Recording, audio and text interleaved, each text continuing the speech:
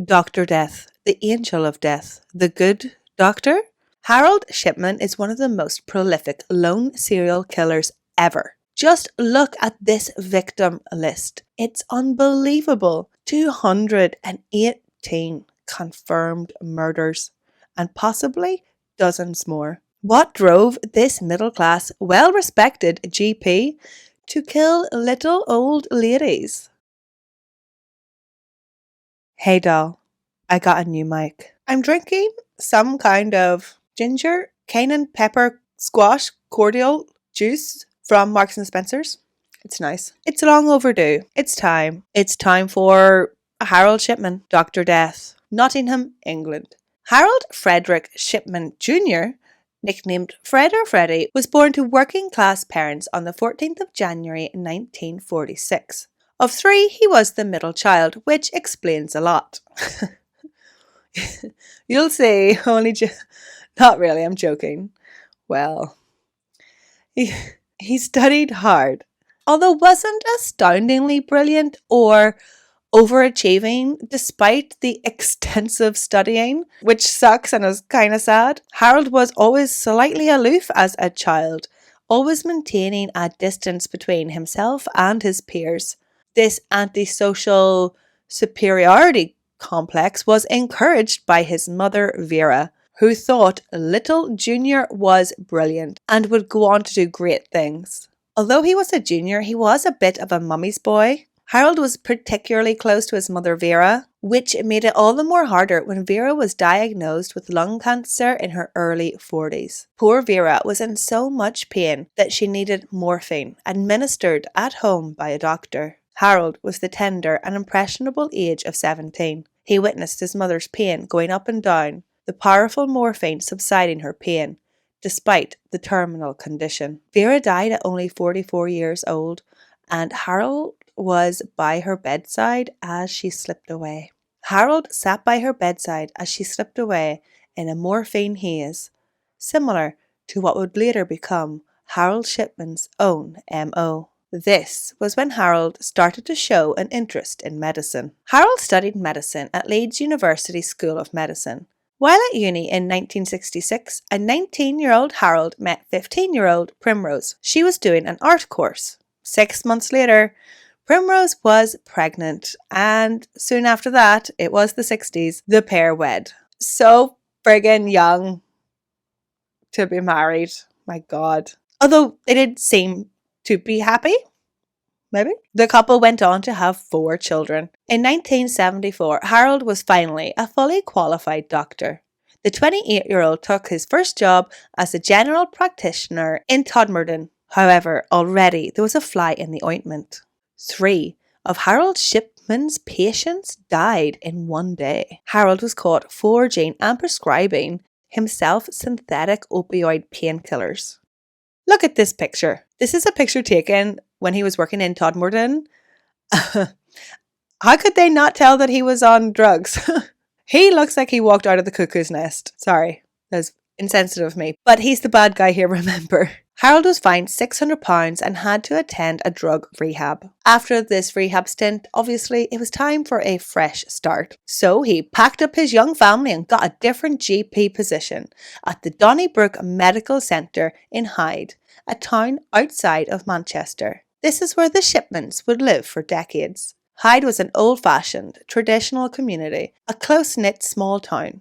Like most GPs, Harold worked as a respected member of the community and eventually established his own surgery in 1993 on 21 Market Street. Here is a picture taken on the day. I think they're cutting a ribbon outside the surgery. Harold is with his youngest and oldest patients. Not creepy at all. Harold is popular, well-liked and trusted. He even appeared in a TV interview discussing mental health treatment. In this interview, it is of his opinion that you are better to stay in the community while receiving mental health treatment, so you have the support of your friends and family, which I kind of disagree with.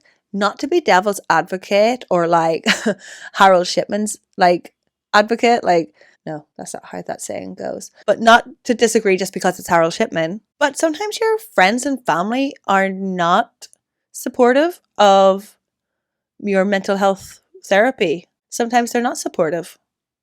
Sometimes it's best to just work on yourself with nobody else's input but the professionals. I found the clip of his interview. I'll insert it. I will leave the clip in if it doesn't get copyright slapped. If you can stay in the community, receive your treatment in the community, with your family around you, your usual friends, then this all adds to the speed of recovery from the illness. But yet, during this 1982 interview, Harold had already killed 9 people. And you would never think it, too. He is so soft-spoken. Harold Shipman killed dozens of vulnerable little old ladies by overdosing them on opioids.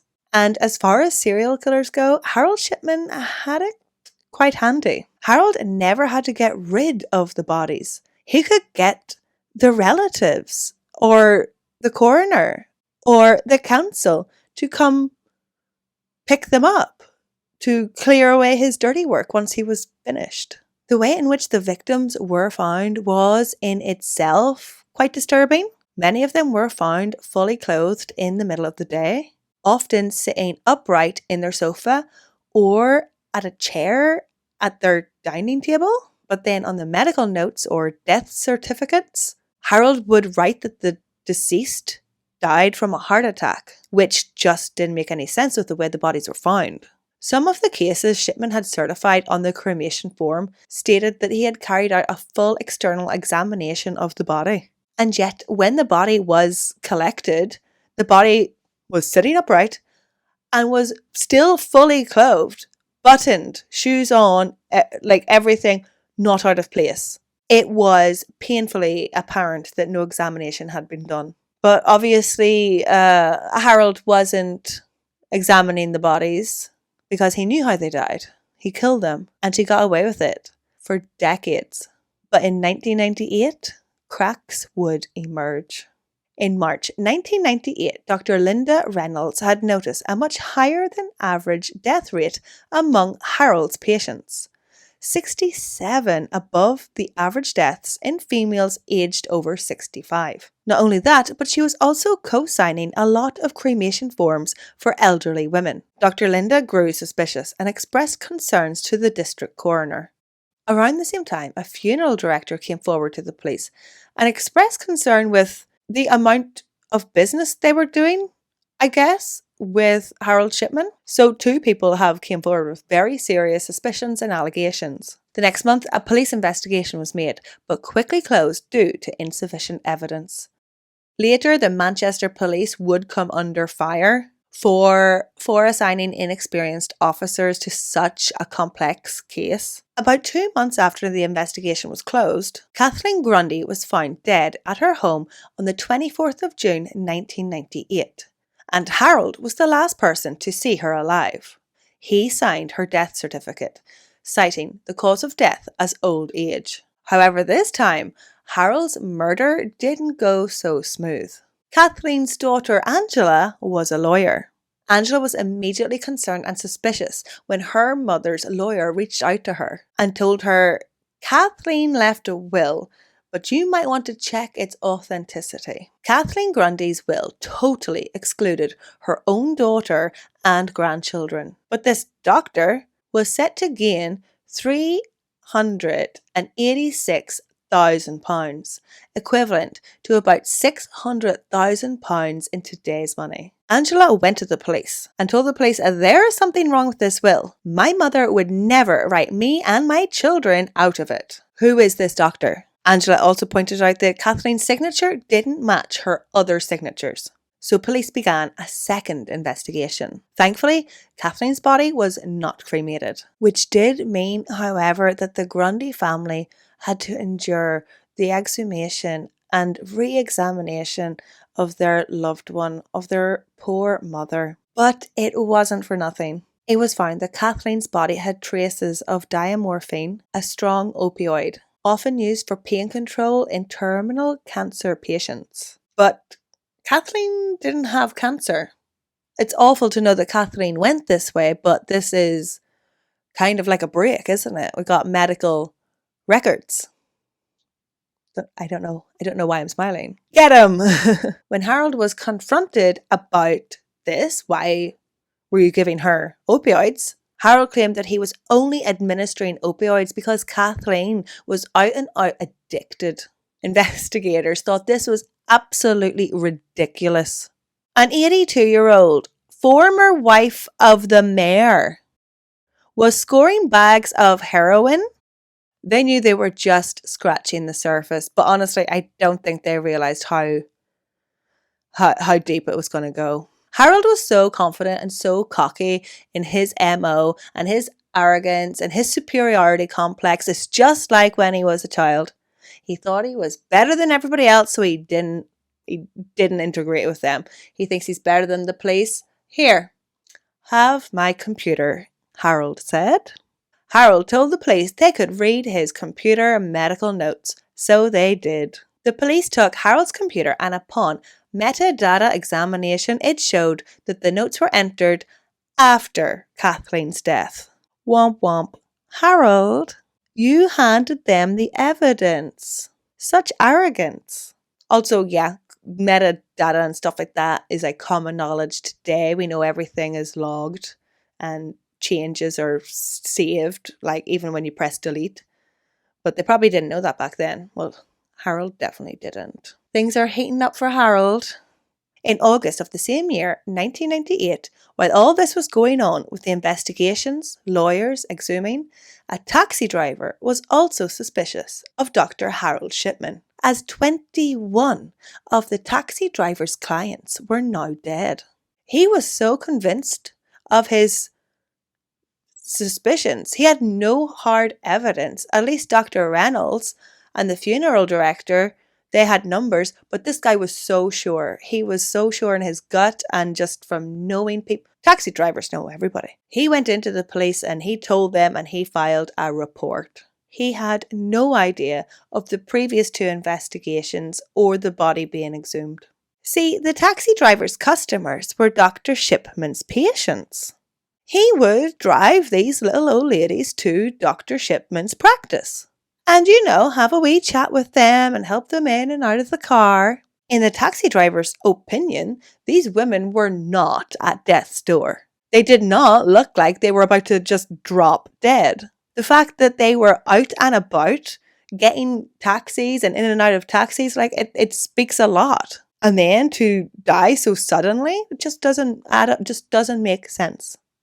Although so far it was mostly all circumstantial evidence, there was a lot of it. So, a month later, in September 1998, Dr. Harold Shipman was arrested on suspicion of murder. This meant the police were able to search the Shipman home. And what did they find? A Brother typewriter, the exact same type that was used to forge Kathleen's will. While searching the rest of the Harold's home, police seized over £10,000 worth of jewellery they found in his garage. Not suspicious at all. That's where everybody keeps their jewellery, in the damp, mouldy, dirty old garage. He really wasn't as smart as he thought he was. He was just lucky he was able... I hate him. I hate him. I do find it a little bit weird that he wasn't giving it to his wife Primrose, although maybe he gave some of it to her. But I think this does show that he really is a serial killer. He had to have a little memento to go back to look at, to remember, to feel close to the murder again, to relive it. It's so sick. The police investigated the other deaths Harold had certified and deeply investigated 15 cases. 9 more exhumations were ordered. Some of them, the ones the taxi driver listed as suspicious. And upon autopsy, it was found most of the bodies had morphine in them. Police quickly discovered the simple pattern.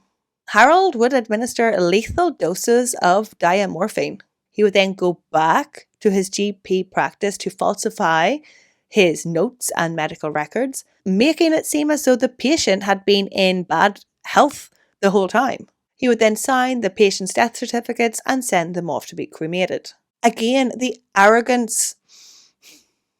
Don't know why I'm so angry. I think I have low blood sugar. Again, the arrogance. He is so confident in himself and his method and his pattern that he has forgotten that these are not just numbers and letters in a computer. These women did not exist in a vacuum to satisfy Harold's needs. These women existed in the real world. They had daughters and they had taxi drivers who noticed when things were out of place. Now, let's get to the trial. Shipman's trial began on the 5th of October 1999. Harold was charged with the murders of 15 women by lethal injections of diamorphine between the years of 1995 and 1998. Marie West, Irene Turner, Lizzie Adams, Jean Lilly, Ivy Lomas, Muriel Grimshaw, Marie Quinn, Kathleen Wagstaff, Bianca Pomfret, Nora Nuttall, Pamela Hiller, Maureen Ward, Winifred Miller, Joan Melia, and Kathleen Grundy. The media was ravenous. A doctor swears to protect, treat, and heal, not to manipulate, poison, and kill. If this does not get a copyright claim, I will keep the sound in. Stand where it's convenient for you.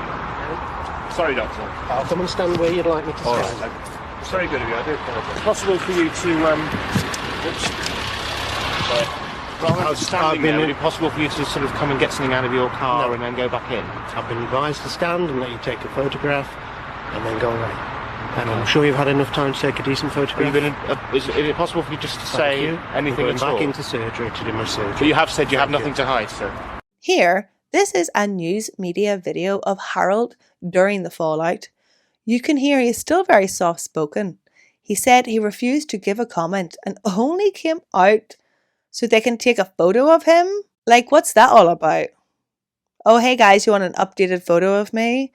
Is that the arrogance again? Arrogance. Harold consistently denied his guilt and disputed the scientific evidence put against him throughout the trial and for the rest of his life. On the 31st of January 2000, after 6 days of deliberation, the jury found Harold Shipman guilty on 15 counts of murder and 1 count of forgery. He was given 15 life sentences. He was never getting out. Good. I'm glad. But actually, 15 life sentences is actually pretty light, because authorities could have brought many additional charges on top of the murder. I mean, anything to do with theft, jewelry, medical or evidence tampering. Those are just a few things off the top of my head, and I'm not even a lawyer or doctor. But it was concluded that a fair hearing or a second trial would be impossible after the enormous publicity surrounding the first trial. Everybody knew who he was. How are you meant to get an impartial jury? 11 days after he was found guilty, Harold lost his doctor's license and was struck off by the General Medical Council, making him the only doctor in the history of British medicine to be found guilty of murdering his patients. And you might be wondering, what about the wife? Where's Primrose in all of this? And if you're not thinking, what about the wife? Too bad, I'm going to talk about it. Harold's wife Primrose stayed by her husband and defended his innocence during the trial and even after his conviction for years, despite seeing the £10,000 worth of jewellery being hauled out of her garage that she was not aware was in there. In January 2001, an investigation inquiry team was set to investigate and inquire into 22 additional specific deaths. Then, in July 2002, the Shipman inquiry was published. I have linked the website in the description. It concluded that Harold Shipman had in total 459 people die while under his care between 1971 and 1998. And that he had killed at least 218 of his patients between 1975 and 1998, murdered via an overdose of opioids in a similar method to Kathleen Grundy. Most of his victims were elderly women in good health. Despite already being locked up and found guilty, Shipman refused to help the police. Even when they tried to butter him up and be palsy-walsy with him, they would call him doctor, even though he's technically not. Although maybe that would annoy him in hindsight. Maybe. But anyway, in this video, you can see that he refuses to speak or even open his friggin' eyes. And he yawns. How rude. The judge who submitted the Shipman inquiry report also admitted that there were more suspicious deaths, but can't be definitely ascribed to Dr. Shipman. And that includes the suspicious death of a 4-year-old girl during the early stage of his medical career. Susie Garfit was a quadriplegic suffering from cerebral palsy and was in hospital ill with pneumonia. Mrs. Garfit, her mother, met Dr. Shipman in November 1972. This is when Harold was in residency or whatever, training to be a doctor. He was not qualified yet. Mrs. Garfit, she testified to the Shipman inquiry team that Harold was suggesting to her that treating Susie with medication would only prolong her daughter's suffering. Of course, the distraught 4-year-old's mother did not want her 4-year-old to suffer and told the young doctor to be kind to Susie. Mrs. Garfit gave Susie a kiss and said a little prayer, then went out for a cup of tea. About 10 minutes later, she returned to the hospital room to find the door closed. A nurse exited and told Mrs. Garfit that her daughter had died. Mrs. Garfit was very shocked. She did not expect her daughter to die within the next 10 minutes. She said to the inquiry team she did not give permission for Dr. Shipman to hasten her daughter's likely death. She just didn't want Susie to be in pain during her last moments. If this mother wanted to hasten her daughter's death, then she would have been in the room with her when it happened. Why would she be in the canteen drinking tea, hospital tea? Oh my God. Oh my God. There is no concrete evidence linking Shipman to Susie's death, but the Shipman inquiry team, the head, the judge leading it, said it is very suspicious and highly likely that Harold did murder Susie. So he started killing when he was about 26. Now, obviously, not all his victims were in good health. He is a doctor, or was. For the victims who were sick and in hospital, an analysis showed that Harold had signed an abnormally high number of death certificates between 6 p.m. and midnight while he was in hospital. The Shipman inquiry concluded that he might have been hastening the deaths of patients who were close to death and who might have died a few hours later, similar to the death of Susie Garfit. Shipman also made unusual entries in the hospital patient medical records about their deaths, which were either very short or over elaborated. And sometimes it's like crossing out and you're changing your mind how the patient died. How is this not flagged up earlier? And these entries were similar to the entries made on his own personal GP computer. Harold's actions did affect other doctors, as they had co-signed the cremation forms for Harold Shipman's victims. The General Medical Council said the doctor should have noticed a pattern between Harold's home visits and then his patients dying a few hours later. I mean, fair point. When I was writing this, I was on the doctor's side, it's not their fault, blah, blah, blah. But they also take an oath and they're meant to be scientific.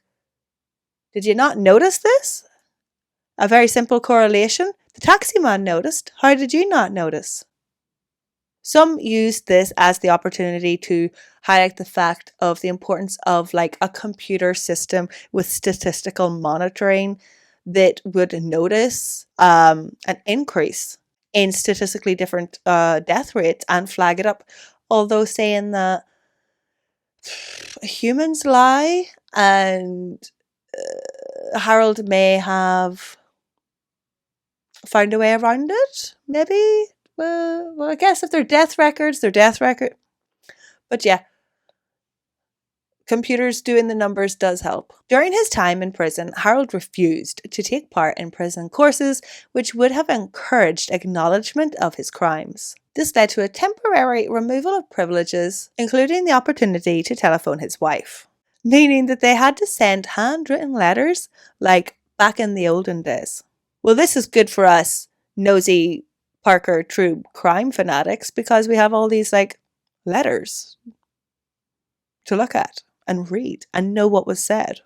During this letter writing period, Harold received a letter from Primrose saying, "I need you to tell me everything no matter what." His wife did start to doubt him and suspect his guilt. There is only so long you can keep your head in the sand, Primrose. It can't be easy. I do not blame her. She is in part a victim too. Imagine being married to Harold Shipman. Ugh. I mean, eventually all the late nights, the funerals, time in the garage, his past trouble with opioid addiction or abuse, which they were together during that time. The passing of his mother at a young, impressionable age. Also, she died while on morphine. I mean, Primrose, everything just starts to add up. It all starts to make sense. I'm sorry you married him. Your life could have been different. While in prison, Harold became friends with the infamous serial killer Peter Moore, who I still haven't covered, but I will. On the 13th of January 2004, a day before his 58th birthday, Harold was found dead. He had hanged himself using the window bars and bed sheets in his prison cell, only 4 years after being convicted. Some of the victims' families said that they felt cheated, quite rightly. Suicide meant that they would never have the satisfaction of a confession or answers to why he committed the crimes, or even just, he gets to escape his sentence. He gets to call the shots.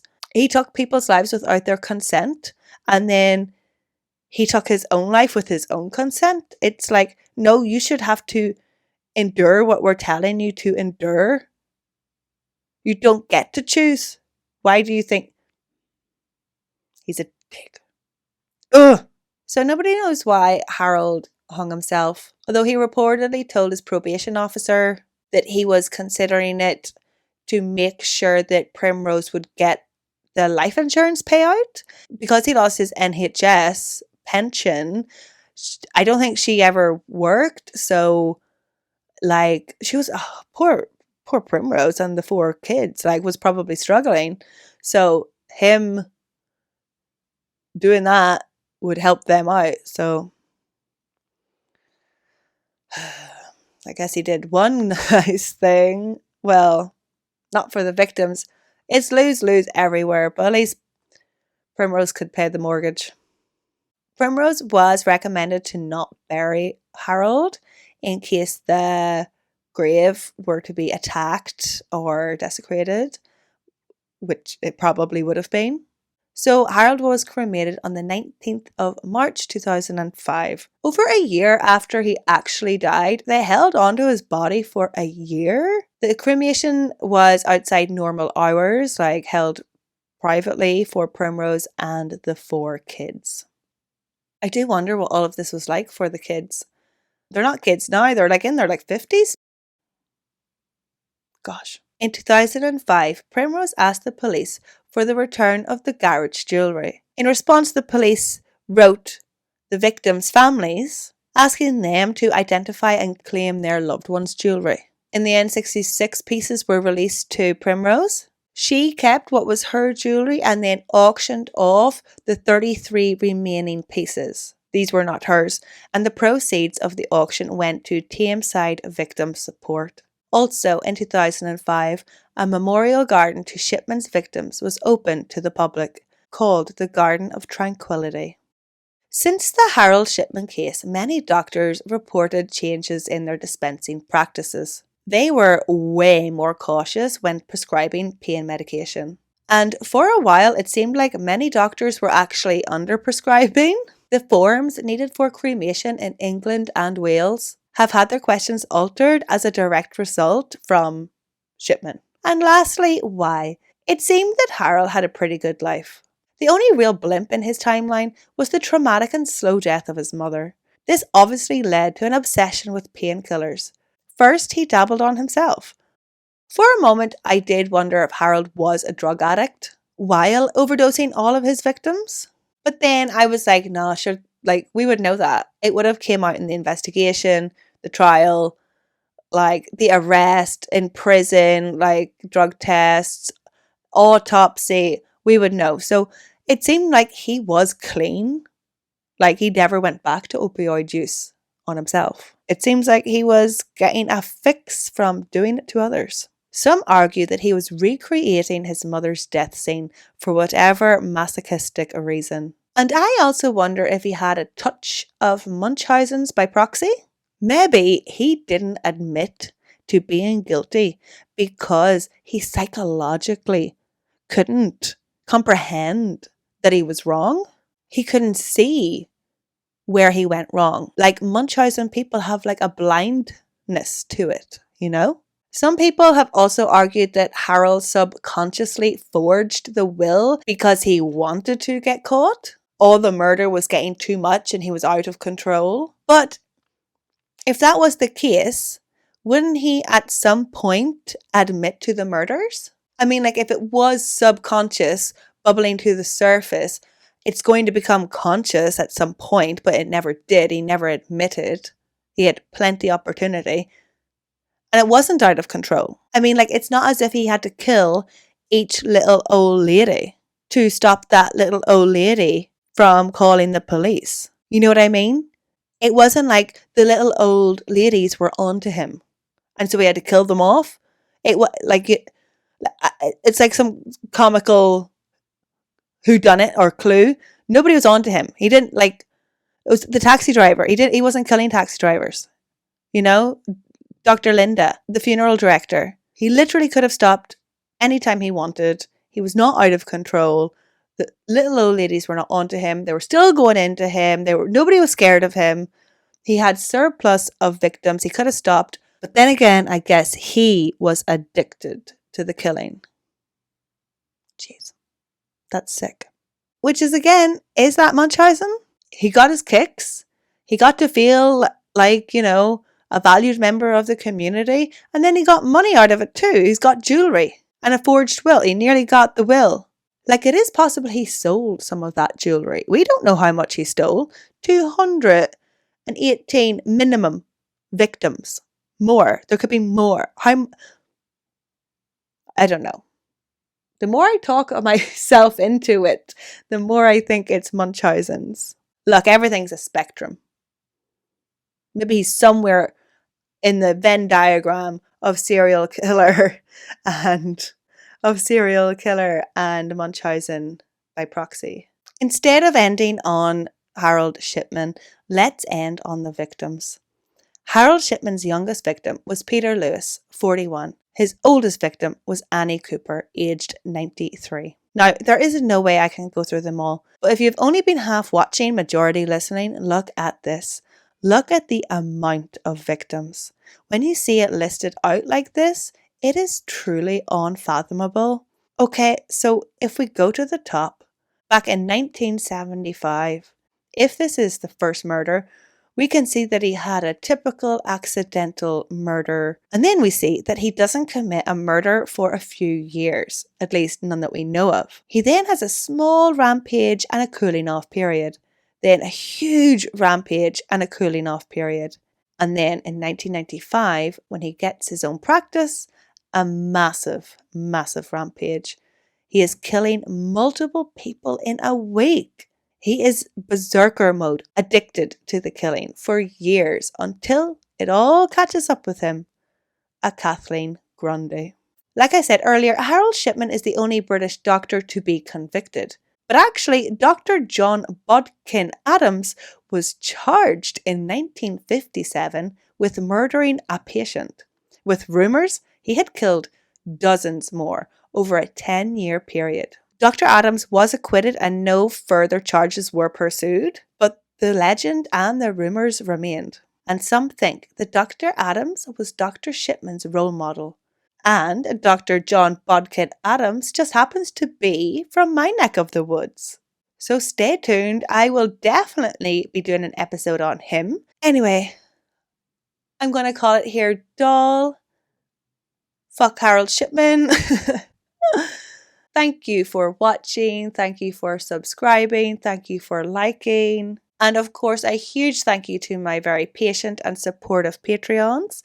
I am tidying things up over there. I have just released a full episode on Linda Calvi, the Black Widow mobster mafia gun-toting bank robber. It's on there. And that's it. Slan.